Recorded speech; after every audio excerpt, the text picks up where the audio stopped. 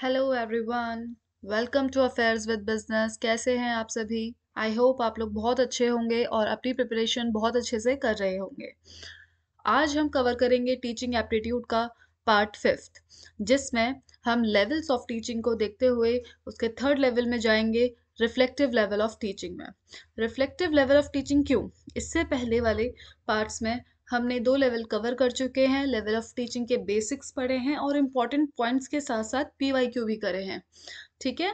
और इसमें अब हम क्या करेंगे, लेवल्स ऑफ टीचिंग का थर्ड पोर्शन में आएंगे, रिफ्लेक्टिव लेवल ऑफ टीचिंग को। ठीक है, तो हम स्टार्ट करते हैं। इससे पहले कुछ मैं अपने बारे में आप लोगों को बता दूं। मेरा नाम है ट्विंकल प्रकाश और हाल ही में मैंने UGC net third time qualify किया है। पीएचडी मैं कॉमर्स में कर रही हूँ। मेरी जो क्वालिफिकेशन है वो है बी कॉम और third time UGC net qualify किया है और कॉमर्स में पीएचडी है।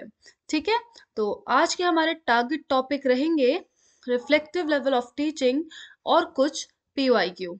तो स्टार्ट करते हैं। इससे पहले मैं कल के टॉपिक्स को थोड़ा सा आप लोगों को ब्रीफ में समझा देती हूँ। कल हमने लेवल्स ऑफ टीचिंग में दो लेवल को पढ़ा था।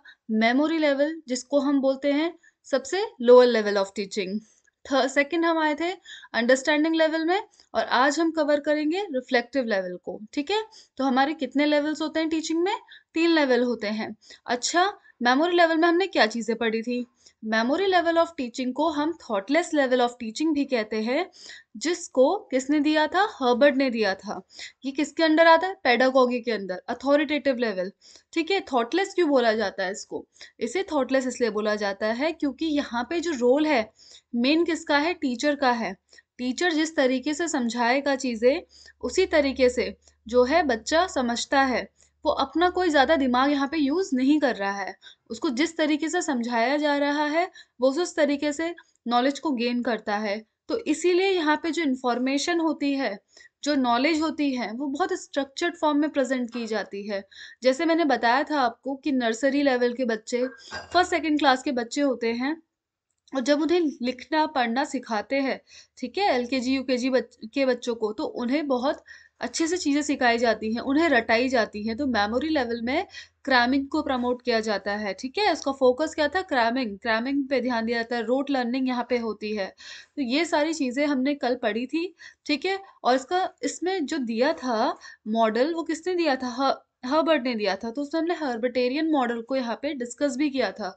उसमें हमने उसके 4 स्टेप पढ़े थे, जिसका नाम था focus, syntax, social system and support system. ठीक है, देन आगे हम मूव करते हैं, जिसमें हमने क्या पढ़ा था? मेमोरी लेवल के बाद हमने पढ़ा था अंडरस्टैंडिंग लेवल। अच्छा, अंडरस्टैंडिंग लेवल किसने दिया था? अंडरस्टैंडिंग दिया था मॉरिसन ने, जिसमें हमने कौन सा मॉडल पढ़ा? मॉरिसन मॉडल ऑफ टीचिंग पढ़ा।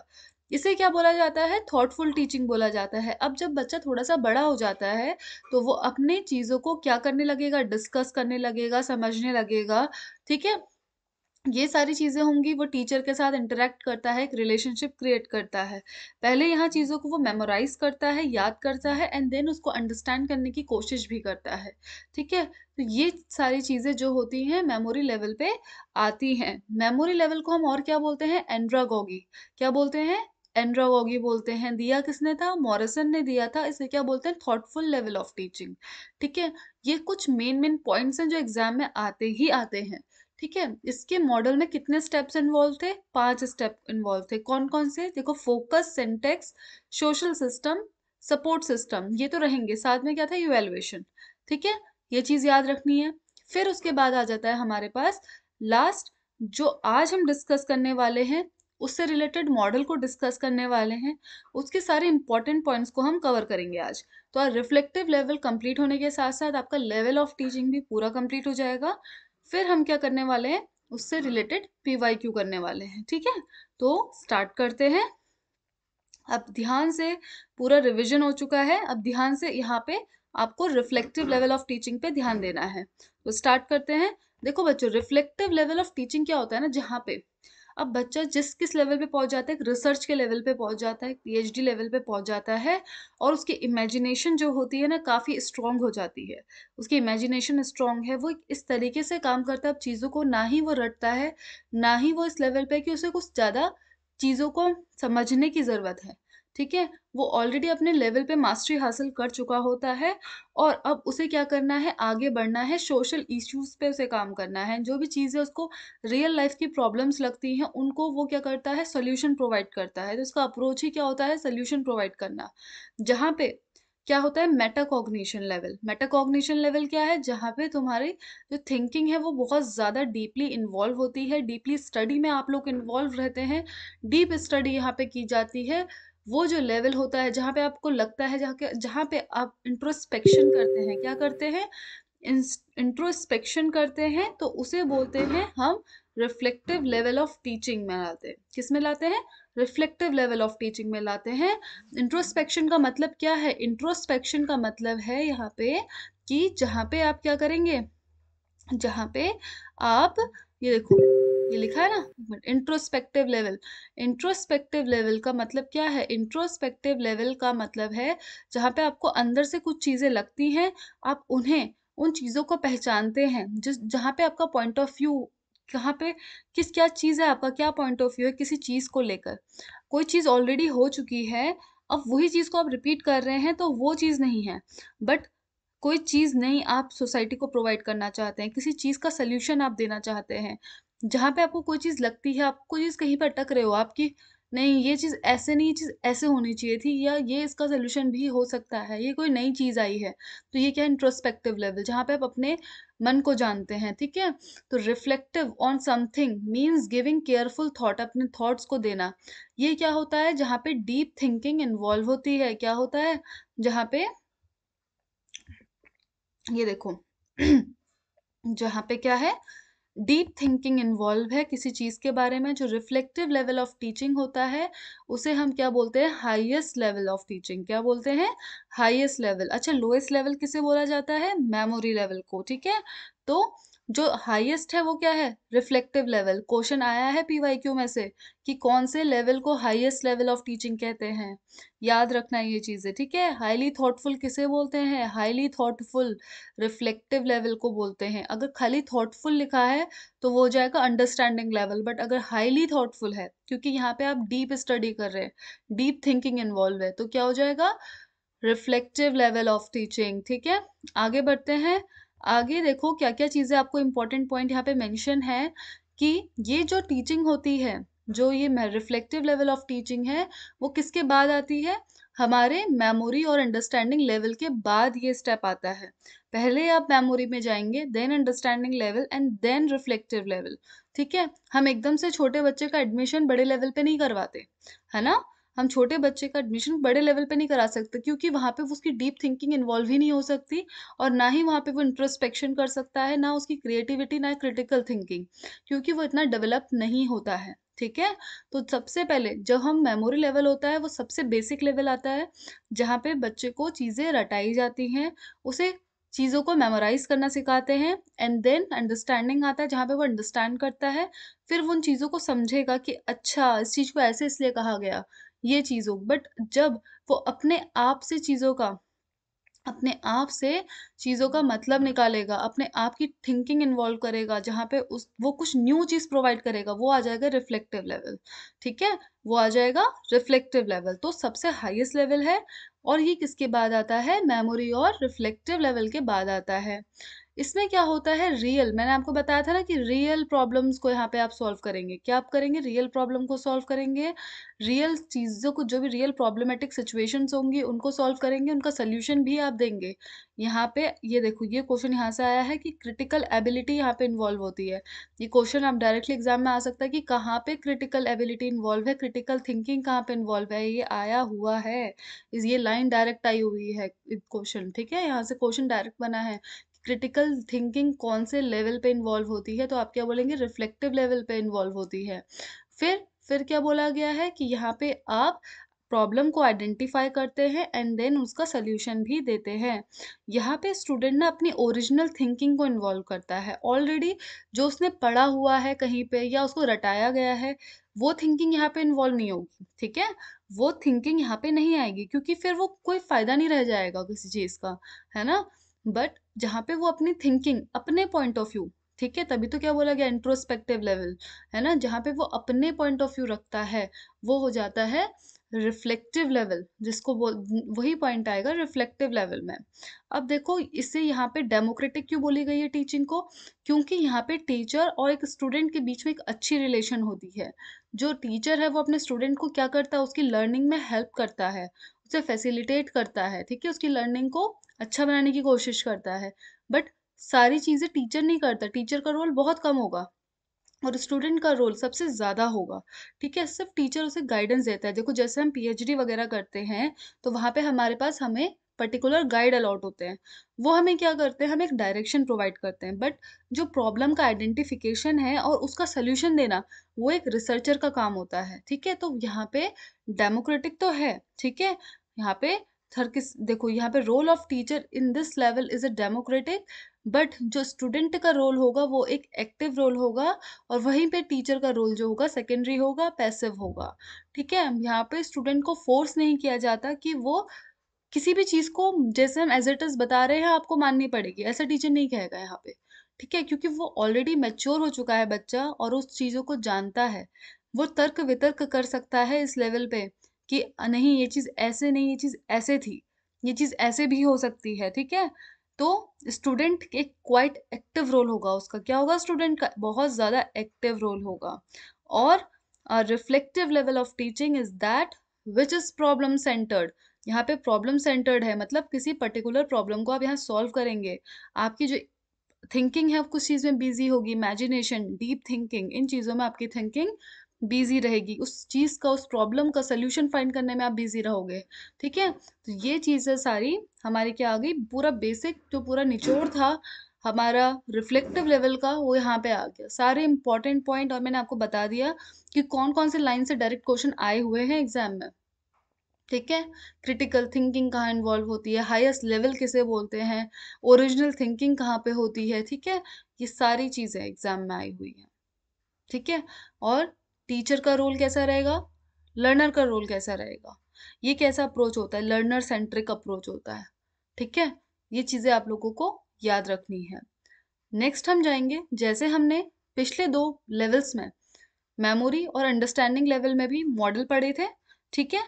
मेमोरी लेवल में हमने हर्बिटेरियन मॉडल पढ़ा, ठीक है। उसके बाद हमने किस में गए, अंडरस्टैंडिंग लेवल में, उसमें हमने मॉरिसन मॉडल पढ़ा। अब हम पढ़ेंगे कौन सा, रिफ्लेक्टिव लेवल। रिफ्लेक्टिव लेवल किसने दिया था, हंट ने दिया था। तो अब हम इसमें पढ़ेंगे हंट का मॉडल, ठीक है। तो हंट्स मॉडल ऑफ टीचिंग किस तरीके से है यहाँ पे देखना है, ठीक है। तो रिफ्लेक्टिव लेवल का जो मॉडल था किसने दिया था, हंट ने दिया था। अब इन्होंने भी वही 4 स्टेप दिए हैं जो मेमोरी में थे, जैसे कि focus, syntax, social system and support system, ठीक है। इसमें सिंटेक्स को कितने पार्ट्स में बांटा है, 4 पार्ट्स में बांटा है। अच्छा सबसे पहले तो हमें ध्यान देना है फोकस क्या है, जो रिफ्लेक्टिव लेवल है उसका फोकस क्या होता है, इस लेवल पे क्या काम होता है, इस लेवल पे होता है सोल्यूशन प्रोवाइड करना, ठीक है। इसका फोकस क्या रहेगा, सोल्यूशन देना, ठीक है। तो देखो यहाँ पे क्या चीजें हैं, जो फोकस है रिफ्लेक्टिव लेवल का वो क्या है, to develop problem solving competency, मतलब लर्नर की कैसी कॉम्पिटेंसी को डेवलप करना है कि एक पर्टिकुलर प्रॉब्लम है और वो उस चीज का सोल्यूशन दे सके, उसकी क्रिएटिव थिंकिंग, कंस्ट्रक्टिव थिंकिंग को डेवलप करना, उसे इंडिपेंडेंट बनाना, उसकी थिंकिंग को क्या बनाना, ओरिजिनल बनाना, इंडिपेंडेंट बनाना, वो खुद से चीजें सोचे, वो किसी पे डिपेंड पे होकर वो चीज को नहीं बोल रहा है, वो उसकी ओरिजिनल अपनी थिंकिंग है किसी पर्टिकुलर मैटर पे। क्लियर हो गई बात।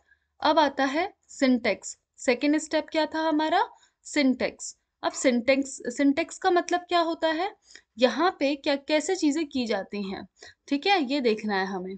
यहाँ पे क्या होगा, जो रिसर्चर होगा सबसे पहले वो एक प्रॉब्लम को आइडेंटिफाई करेगा, एक प्रॉब्लमेटिक सिचुएशन प्रोवाइड करेगा, ठीक है। मान लो एग्जाम्पल ले लेते हैं हम अनएम्प्लॉयमेंट का। तो अनएम्प्लॉयमेंट क्या है, एक रिसर्चर के लिए प्रॉब्लम है कि हाँ सोसाइटी में अनएम्प्लॉयमेंट बढ़ रहा है। तो उस ये क्यों बढ़ रहा है, कैसे है, और इसके पीछे क्या क्या रीजन हो सकते हैं, ठीक है। ये रिसर्चर का काम है सोचना, इस एरिया, मान लो हम एक पूरे पर्टिकुलर एरिया में निकाल रहे हैं, तो एक पर्टिकुलर एरिया है, कोई रीजन है, उस रीजन के लोग काफ़ी ज़्यादा अनएम्प्लॉयड हैं। तो ये क्या है, एक सिचुएशन है हमारे पास कि इस पर्टिकुलर एरिया के ही लोग क्यों अनएम्प्लॉयड हैं, ये रिसर्चर को फाइंड आउट करना है। ठीक है, मान लो वहाँ पे सब कुछ सही है बट फिर भी अनएम्प्लॉयड है, इंफ्रास्ट्रक्चर भी है और जॉब्स भी आ रही हैं, सब कुछ है, तो ऐसा क्या रीज़न हो सकता है कि वो अनएम्प्लॉयड हों? ठीक है, तो हो सकता है वो सर्वे करेंगे, वो देखेंगे, वो रीज़न निकालेंगे पहले। अब रिसर्चर को क्या लगता है, वो हो जाएगी हाइपोथेसिस। तो क्या फॉर्मुलेट करेंगे सेकंड स्टेप में, वो हाइपोथेसिस फॉर्मुलेट करेंगे कि रिसर्चर सोचेगा कि अच्छा अगर सब कुछ है तो अनएम्प्लॉयमेंट की क्या सिचुएशंस हो सकती हैं। तो वो सोचेगा मे भी हो सकता है कि जो वहाँ के लोग हैं वो उतने कॉम्पिटेंट ना हो, ठीक है, पढ़ाई लिखाई में ज़्यादा ध्यान ना देते हो, तो उसके अकॉर्डिंग जो जॉब्स हैं उसके लिए वो कॉम्पिटेंट ना हो, इसलिए हमें बाहर से रिक्रूट करना पड़ रहा है। हो सकता है कि वहाँ पे जो पढ़ाई के अलावा या जॉब्स के स्किल्स डेवलपमेंट के अलावा और चीज़ों में ध्यान देते हो, जिससे हमें पर्टिकुलर वहाँ पे जो लोग हैं वो अनएम्प्लॉयमेंट की ओर बढ़ रहे हैं। ठीक है, हो सकता है मे बी वो अ, अलग चीज़ों में इन्वॉल्व हो गए हो, ड्रग्स वगैरह में इन्वॉल्व हो गए हो, अलग अदर एक्टिविटीज़ में इन्वॉल्व हो गए हो, जिसकी वजह से वहाँ की फैमिलीज़ की सिचुएशंस ऐसी हैं कि वहाँ पे अनएम्प्लॉयमेंट को ज़्यादा देखा जा रहा है। तो ये कई सारे पॉइंट ऑफ व्यू बन जाते हैं, हाइपोथेसिस बन जाती हैं जो एक रिसर्चर सोचेगा। फिर वो सोचेगा कि ये जो मैंने हाइपोथेसिस बनाई, जो मैंने कॉजेज़ बताए हैं, क्या वो सही हैं? वो तो इसके असम्पशन है ना, वो तो एक असम्पशन है, ज़रूरी तो नहीं है कि ये चीज़ें हों, हो सकता है मे बी अदर रीजंस हो, है ना? तो ये चीजें हो सकती हैं। तो क्या होगा फिर, जो हाइपोथेसिस बनाई है उससे रिलेटेड वो डेटा कलेक्ट करेंगे, सर्वे करेंगे, कई सारी चीजें करेंगे, ठीक है, जिससे पता चलेगा, एविडेंसेस हमें हमारे पास आ जाएंगे कि जो हमने डेटा बनाया था या जो हमने हाइपोथेसिस बनाई थी वो ठीक है या नहीं। लास्ट स्टेप में हम उस हाइपोथेसिस को फिर टेस्ट करेंगे। तो 4 सिंटेक्स के लेवल होंगे कि प्रॉब्लम बनाना, हाइपोथेसिस बनाना, उस हाइपोथेसिस को वेरीफाई करने के लिए क्या करेंगे, डेटा कलेक्शन करना। उस हाइपोथेसिस को वेरीफाई करने के लिए क्या होगा, डेटा को कलेक्ट किया जाएगा, ठीक है, एंड देन फिर वो हाइपोथेसिस क्या करी जाएगी, टेस्ट की जाएगी। तो क्लियर हो गए सिंटेक्स के 4 पॉइंट। सबसे पहला पॉइंट क्या था, फोकस था, मॉडल का फर्स्ट पॉइंट क्या था, फोकस, सेकंड पॉइंट क्या है, सिंटेक्स, एंड थर्ड पॉइंट क्या है, सोशल सिस्टम। थर्ड पॉइंट क्या है हमारा, सोशल सिस्टम। सोशल सिस्टम क्या होता है, वो जगह या वो प्लेस जहाँ पे दो एलिमेंट्स हमारे इन्वॉल्व हैं, टीचर और स्टूडेंट, यहाँ पे उनकी रिलेशनशिप को देखा जाएगा। तो यहाँ पे जो सोशल सिस्टम है वो कैसा है, ओपन है, इंडिपेंडेंट है, यहाँ पे आप फ्रीली अपने थॉट्स को, अपने ओपिनियन को रख सकते हैं। जहाँ पे जो स्टूडेंट है उसकी जो प्लेस है वो प्राइमरी होती है और जो टीचर है उसकी प्लेस कैसी होती है, सेकेंडरी होती है। यहाँ पे क्या किया जाता है, प्रॉब्लम्स को प्रेजेंट किया जाता है, इसके उसमें पीपल्स की प्रॉब्लम्स को प्रेजेंट किया जाता है, जो भी सोसाइटी है उसकी प्रॉब्लम को प्रेजेंट किया जाएगा, स्टूडेंट्स को, पीपल को, एंड यहाँ पे चीज़ें जो सीखी जाती हैं वो डिस्कशन और सेमिनार्स के थ्रू चीज़ें सीखी जाती हैं, ठीक है। यहाँ पे इस तरीके से टीचिंग होती है और जो लेवल होता है एस्पिरेशन एस्पिरेंट्स का, उनको बढ़ाया जाता है, ठीक है, उन्हें क्या करना है, उन्हें उनका लेवल को अप करना है। और जो यहाँ पे स्टूडेंट है उसका रोल कैसा है, एक्टिव है, प्रॉब्लम सॉल्विंग की तरफ वो सेंसिटिव है, उनका पूरा ध्यान उस चीज में रहता है। उन्हें सेल्फ मोटिवेशन भी चाहिए और सोशल मोटिवेशन भी चाहिए, इट मीन्स उन्हें इंट्रिंसिक मोटिवेशन भी चाहिए, अपने आप को सेटिस्फेक्शन का भी चाहिए, और उन्हें रिवॉर्ड्स वगैरह के थ्रू, उन्हें प्रेस करके भी हम उन्हें आगे बढ़ा सकते हैं। तो इस तरीके का यहाँ पे जो है इन्वायरमेंट रहता है, इस तरीके का सोशल सिस्टम रहता है। क्लियर। अब आता है सपोर्ट सिस्टम। इसमें क्या चीजें होती है, यहाँ पे ऑब्जेक्टिव टाइप टेस्ट नहीं होते, ठीक है, यहाँ पे एमसीक्यू वगैरह नहीं होंगे। यहाँ पे आपको किसी पर्टिकुलर टॉपिक में लिखने के लिए बोला जा सकता है, आपकी एबिलिटी और आपकी थिंकिंग की पावर को देखने के लिए ऐसे टाइप्स चीजें यहाँ पे दी जाती हैं। तो ये हो जाएगा आपका सपोर्ट सिस्टम। क्लियर। तो हमने 4 स्टेप जो कि हंट मॉडल के थे पूरे पढ़ लिए हैं। पहला था फोकस, फोकस था कि प्रॉब्लम सॉल्विंग होना चाहिए एंड उनकी क्रिटिकल और कंस्ट्रक्टिव थिंकिंग को बिल्डअप किया जाता है। फिर आया हमारे पास सिंटेक्स। सिंटेक्स में हमने 4 चीजें पढ़ी, जिसमें था कि पहले प्रॉब्लम फॉर्मुलेट करो, हाइपोथेसिस को फॉर्मुलेट करो, उस हाइपोथेसिस को वेरीफाई करने के लिए डेटा कलेक्ट करो एंड देन हाइपोथेसिस को टेस्ट करना। फिर आया सोशल सिस्टम, जहाँ पे ये बताया गया कि वो ओपन होता है और इंडिपेंडेंट होता है। यहाँ पे टीचर का रोल पैसिव होता है, लर्नर का रोल एक्टिव होता है। यहाँ पे डिस्कशन सेमिनार के थ्रू चीज़ें सिखाई जाती हैं और पीपल का जो पूरा ध्यान होता है वो किस तरीके का होता है, वहाँ अपनी प्रॉब्लम को सॉल्व करने में होता है। ये इसमें जो मोटिवेशन है वो इंट्रिंसिक भी होता है और एक्सट्रिंसिक भी होता है। इस तरीके का सोशल सिस्टम हमने पढ़ा। फिर हमने पढ़ा सपोर्ट सिस्टम। उसमें आ जाते हैं कि किस तरीके से इन्हें इवेलुएट किया जाता है, जहाँ पे ऑब्जेक्टिव टेस्ट नहीं होते, जहाँ पे ऐसे टाइप होते हैं ताकि हमें उस पर्सन की क्या पता चले, पीपल की, स्टूडेंट की एबिलिटी का पता चले, उनकी थिंकिंग का पता चले कि किसी अप्रोच को लेके उनकी कैसी एबिलिटी है, कैसी थिंकिंग है, कैसी सोच है। ठीक है, वो किस तरीके से किस डायरेक्शन में चीज़ों को सोचते हैं। तो ये चीज़ें हैं। नेक्स्ट आता है कि कौन कौन सी थिंग्स यहाँ पे जो है इवेलुएट की जाती है। पहला आ जाएगा, देखो यहाँ पे एटीट्यूड एंड बिलीफ, मतलब किसी जो लर्नर है उसका एटीट्यूड कैसा है, उसका बिलीफ कैसा है। फिर देखा जाता है कि इन्वॉल्वमेंट, फिर क्या देखा जाएगा कि इन्वॉल्वमेंट देखा जाएगा। ठीक है, कि वो पर्टिकुलर सिचुएशन में किस तरीके से इन्वॉल्व है। ठीक है, अगर हम उसे कोई सिचुएशन दे, कोई एक्टिविटी दे, लर्निंग एक्टिविटी दे, उसमें उसका कितना इन्वॉल्वमेंट है, ये चीज़ देखी जाएगी। और एटीट्यूड और बिलीफ क्या कहता है कि वो पॉजिटिवली रिएक्ट कर रहा है किसी पर्टिकुलर सिचुएशन के ऊपर, उसकी क्या पॉइंट ऑफ व्यू है, ये उसका एटीट्यूड एंड बिलीफ है। ठीक है, देन उसके बाद क्या होता है कि उसकी थिंकिंग को देखा जाता है, किसी प्रॉब्लम को सॉल्व करने की कॉम्पिटेंसीज को यहाँ पे देखा जाता है, इवेलुएट किया जाता है। ठीक है, अब देखो यहाँ पे जो हंट ने दिया था, इसका एक डायग्राम के थ्रू हमने आपको पूरा यहाँ पे क्रक्स बताया है कि हंट का जो मॉडल था उसमें 4 स्टेप है: focus, syntax, social system, support system. और जो सिंटेक्स है उसके 4 हैं।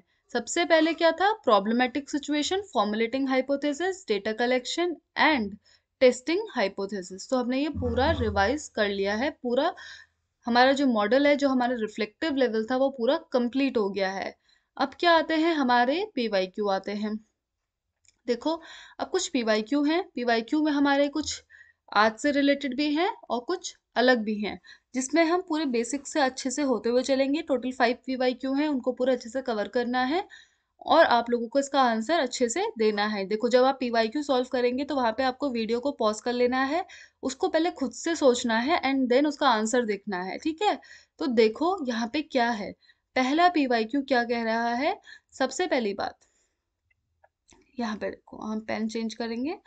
देन यहाँ पे देखो, स्टार्ट करते हैं। पहला पीवाईक्यू, ठीक है, पहला पीवाईक्यू क्या है? Eight which level of teaching the main am the main focus is laid on capturing and systematic presentation of idea and information. अब जिसने मेरी बात ध्यान से सुनी होगी स्टार्टिंग में, उसको इसका आंसर पता होगा कि कौन से लेवल ऑफ टीचिंग में हम क्या करते हैं, आइडियाज को, इंफॉर्मेशन को सिस्टमैटिकली प्रेजेंट करते हैं। अब किस में करेंगे? जिसमें हम, किस में जरूरत है हमें सिस्टमैटिकली प्रेजेंट करने की। अगर हम ऐसे ही कर देंगे तो बच्चे को समझ में नहीं आने वाला। बहुत सिस्टम के साथ उन्हें बताना पड़ता है, चीजें बहुत अच्छे से चीजें बतानी पड़ती है। तो कौन सा लेवल होता है? क्या मेमोरी लेवल में छोटे बच्चों की बात की जाती है? यस। उस लेवल में क्या हम सिस्टमैटिकली प्रेजेंट करेंगे चीज़ों को? यस, क्योंकि बच्चा भी अच्छे से अवेयर नहीं है। अगर आप उन्हें सिस्टमैटिक तरीके से चीज़ें नहीं बताएंगे तो वो नहीं ग्रैब कर पाएंगे, ओके, नहीं कैप्चर कर पाएंगे चीज़ें। तो capturing and systematic presentation of idea and information, यही इसका क्या होता है? मेन फोकस होता है। क्लियर हो गई बात? ठीक है, तो इसका आंसर बन जाएगा हमारे पास मेमोरी लेवल ऑफ टीचिंग। अब आता है हमारे पास सेकंड क्वेश्चन। देखो, सेकंड क्वेश्चन में क्या बोला गया है? Eight which level of teaching promotion of critical thinking is a hallmark. Promotion of critical thinking, अब जिसने ये बात ध्यान से सुनी है मेरी कि किसमें क्रिटिकल थिंकिंग इन्वॉल्व है, एबिलिटी इन्वॉल्व है, किसमें होता है कि हमें चीज़ें बहुत लॉजिकली सोचनी है, अच्छे से सोचनी है। क्या बच्चा मेमोरी लेवल में क्रिटिकल थिंकिंग इन्वॉल्व होगी? उस बच्चे की क्रिटिकल थिंकिंग इन्वॉल्व होगी मेमोरी लेवल में? नो, मेमोरी लेवल में क्रिटिकल थिंकिंग इन्वॉल्व नहीं होती है।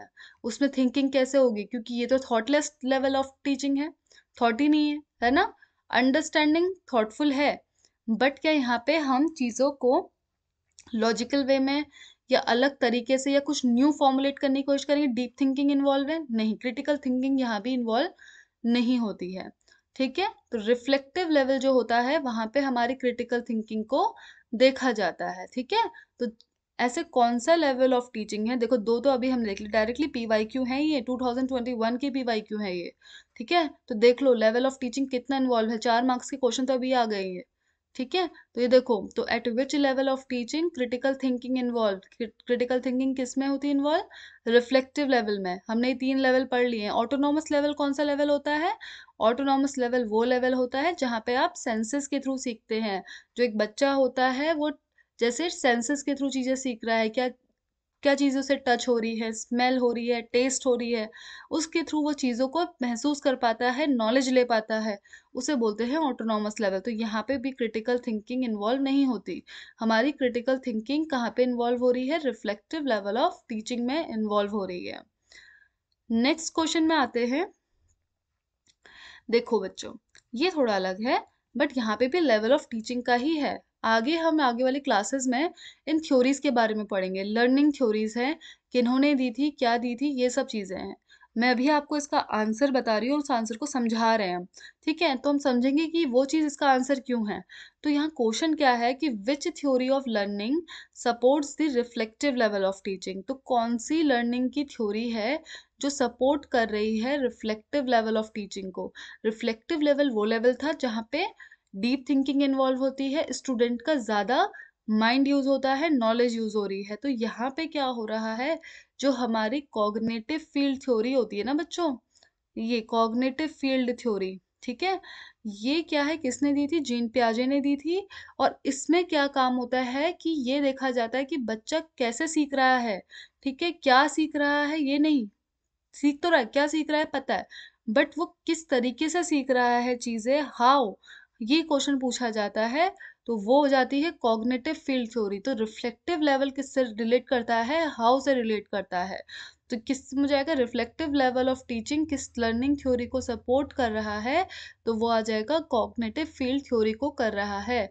तो cognitive learning theory focus less on what you are learning में कम फोकस रहेगा, ज्यादा फोकस किस में रहेगा? हाउ यू आर लर्निंग, किस तरीके से आप चीजों को समझ रहे हैं। ठीक है, तो ये दी किसने थी, ये याद रखना है।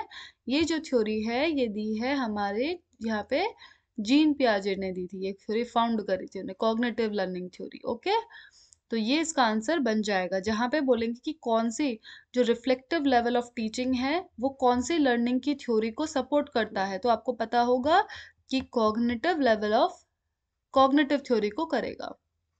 अब देखो बच्चों, फोर्थ क्वेश्चन देखो। फोर्थ क्वेश्चन में क्या बोला गया है कि in a learner centric approach. अब कौन सा अप्रोच है ये? लर्नर सेंट्रिक अप्रोच है ये। ठीक है, अब लर्नर सेंट्रिक अप्रोच क्या होता है? जहाँ पे ज्यादा जो एक्टिव रोल है वो किसका है? एक्टिव रोल हमारा यहाँ पे लर्नर का है, स्टूडेंट का एक्टिव रोल है, और टीचर का रोल कैसा रहेगा? पैसिव, मतलब कम रहेगा। अब ऐसा कौन सा लेवल होता है जहाँ पे लर्नर का ज्यादा ध्यान मतलब ज्यादा थॉट प्रोसेस या उसका इन्वॉल्वमेंट ज्यादा रहता है, जहाँ पे वो ज्यादा चीजें बोलता है, उसकी थिंकिंग ज्यादा इन्वॉल्व होती है, वो होता है रिफ्लेक्टिव लेवल। तो लर्नर सेंट्रिक अप्रोच है। ठीक है, और क्या बोला है? तो ऐसे अप्रोच में टीचर का क्या काम है? टीचर का क्या काम होता है? टीचर क्या करता है?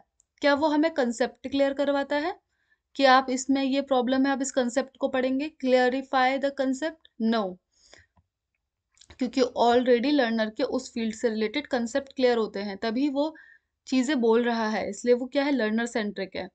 डिमॉन्स्ट्रेट इनसाइड द क्लास, क्या हमें चीजें दिखा दिखा के समझाया जाता है? नहीं। ठीक है, explain concept by using educate support material, हमें चीजों को या कंसेप्ट को एक्सप्लेन किया जाता है? नहीं। क्या टीचर हमारी हेल्प करता है? यस, टीचर हमारी हेल्प करता है, वो हमें सिर्फ गाइड करता है, सारे काम आपको खुद करने होंगे। वो आपको सही और गलत का एक डायरेक्शन प्रोवाइड करेगा कि आपको वो और चीजें बताएगा, आपको सोर्सेज कहाँ से मिल सकते हैं, आपको क्या क्या चीजें करनी है। ठीक है, तो in a learner centric approach teacher क्या करेगा? Facilitate student learning. क्या करेगा? Facilitate student learning. ये आ गया, देखो इसका आंसर कि in a learner centric approach a teacher should, teacher क्या करेगा, लर्निंग को फैसिलिटेट करेगा। फिर आता है हमारे पास, अब देखो ये तो आपको बिल्कुल अच्छे से पता होना चाहिए। आज हमने कितने क्वेश्चन कर लिए लेवल ऑफ टीचिंग से, ठीक है, कितने ज्यादा क्वेश्चन करें, 2021 में आए हुए क्वेश्चन है, सोचो लेवल ऑफ टीचिंग से टोटल 5 क्वेश्चन, है ना, कितने ज्यादा क्वेश्चन कर लिए हमने, तो कितना ज्यादा इंपॉर्टेंट है, हर शिफ्ट में क्वेश्चन आ रहा है लेवल ऑफ टीचिंग से, तो आपके लिए बहुत ज्यादा इंपॉर्टेंट है। और ये वीडियोस में 4th और 5th वीडियो में पूरा लेवल ऑफ टीचिंग कवर है, हर एक चीज़ आपको इसमें क्लियर हो जाएगी। अगर आप अच्छे से वीडियोस को सुनेंगे तो आपके एक एक पॉइंट क्लियर होगा, ठीक है, तो इसको अच्छे से समझना है। और अगर आपको हमारा ये जो सीरीज चल रही है ये पसंद आ रही है, तो आप इसका स्ट्रक्चर्ड कोर्स भी परचेज कर सकते हैं। उसकी जो लिंक है वो डिस्क्रिप्शन बॉक्स में मिल जाएगी, और आप इसको अच्छे से परचेज करिए और स्ट्रक्चर्ड क्लास देखिए, हर एक कंसेप्ट पूरा क्लियर होगा और हर एक यूनिट यहाँ पे आपको कराई जाएगी, ठीक है। तो अच्छे से अपनी पढ़ाई को एक स्ट्रक्चर्ड फॉर्म में करने के लिए आपको कोर्स भी परचेज करना करना है, ठीक है। तो आपको अगर लगता है कि हाँ परचेज करना चाहिए तो आप कर सकते हैं, इसका लिंक डिस्क्रिप्शन बॉक्स में मिल जाएगा। हमारे ऐप अफेयर्स विद बिजनेस से आप जुड़ सकते हैं, वहाँ पे आपको PYQ, मॉक टेस्ट, सब कुछ अवेलेबल होगा। ओके, तो यहाँ पे देखते हैं कि हाईएस्ट लेवल, आप देखो क्वेश्चन की तरफ आओ। Which of the following is the highest level of teaching, highest कौन सा है हमारा, क्या मेमोरी हाईएस्ट था, नो, ये क्या था, लोएस्ट। रिफ्लेक्टिव, यस, रिफ्लेक्टिव हमारा हाईएस्ट होता है, लिखवाया है ना ऊपर, PDF में ऊपर मेंशन है, डायरेक्ट लाइन मेंशन है, आपको बताया था मैंने कि which level of teaching is the highest, that is reflective level of teaching. फिर थिंकिंग तो कुछ नहीं आएगा, ठीक है। अंडरस्टैंडिंग ये मिड में आता है।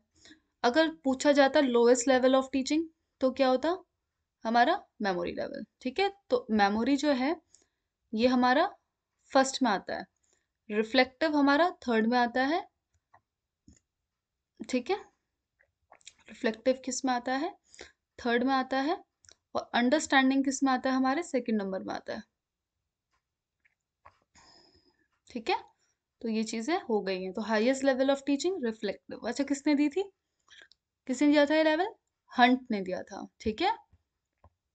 ये देखो ये हो गया। तो आज की क्लास हमारी यहीं पे समाप्त होती है, ठीक है। बहुत अच्छे से आप लोगों ने पढ़ा है, सारे लेवल्स हमने कवर कर लिए हैं, एक एक चीज़ हमने अच्छे से पढ़ ली है, ठीक है। लेवल्स ऑफ टीचिंग के हर एक इम्पॉर्टेंट यूनिट, इम्पॉर्टेंट पार्ट को हमने यहाँ पे कवर किया है। पहली वीडियो में 2 लेवल कवर हैं और इसमें हमारे 3 लेवल कवर हैं। मॉडल्स इम्पॉर्टेंट है। फर्स्ट जो हमारे 2 मॉडल थे वो कौन से थे हमारे, एक था हमारा हार्बिटेरियन मॉडल, एक था हमारा मॉरिसन का मॉडल, और एक था हंट का मॉडल। 3 मॉडल्स हमने पढ़ लिए हैं, इंपॉर्टेंट पॉइंट्स कवर कर लिए हैं, ठीक है। कोई भी क्वेरी है आप उससे मुझसे पूछ सकते हैं, ठीक है।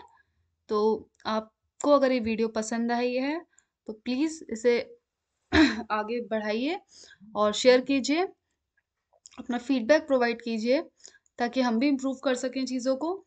और अगर आपको कोर्स परचेज करना है तो उसका जो लिंक है वो डिस्क्रिप्शन बॉक्स में मेंशन है। नेक्स्ट क्लासेस में हम नए कंसेप्ट पढ़ेंगे, नए कंसेप्ट के साथ आपसे मिलेंगे, और तब तक आप बहुत अच्छे से पढ़ रहे हैं, मेहनत कीजिए, ज़रूर आपका जो पेपर है वो क्लियर होगा, बस मेहनत ज़रूरी है, बाकी सब चीज़ें अच्छे से हो जाती हैं, ठीक है। PYQ लगाइए और कंसेप्ट को क्लियर कर दीजिए।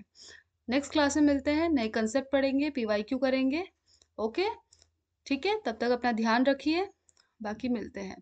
Thank you.